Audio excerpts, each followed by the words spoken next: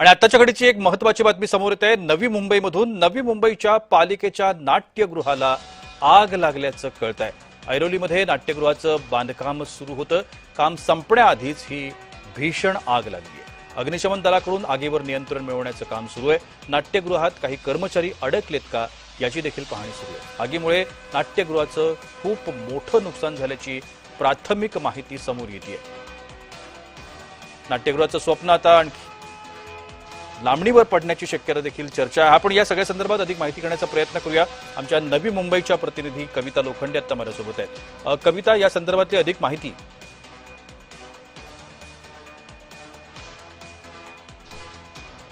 कविता, माझा आवाज आपल्यापर्यंत पोहोचतोय?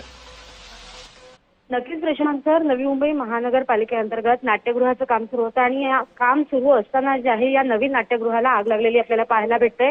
आणि या नाट्यगृहामध्ये जे आहे ते काही कर्मचारी देखील आतमध्ये काम करत होते, ते अडकल्याची देखील शक्यता वर्तवण्यात येते। एकूणच अग्निशामक दलाच्या गाड्या ज्या आहेत त्या घटनास्थळी दाखल झालेल्या आहेत आणि आग विझवण्याचं काम जे आहे त्या कविता, ही आग कशामुळे लागली आणि काय कोणत्या पद्धतीचं नुकसान झालं या संदर्भातली काय अधिक माहिती मिळते? नक्कीच प्रशांत सर, आग जी आहे ती थोड्या वेळापूर्वीच लागलेली आपल्याला पाहायला भेटते। आगी कारण अद्याप जे आहे ते अस्पष्ट असल्याची माहिती जी आहे ती समोर येते। त्याचबरोबर आगीमध्ये नाट्यगृहात काही कर्मचारी अडकलेत का याची देखील तपासणी जी आहे ती सुरू आहे प्रशांत सर। नक्कीच या आगी संदर्भात अधिक माहिती आपण वेळोवेळी देण्याचा प्रयत्न करूया। दरम्यान नवी मुंबईच्या पालिकेच्या नाट्यगृहाचं हे काम सुरू होतं। धन्यवाद कविता, आपण दिलेल्या विस्तृत माहिती करता।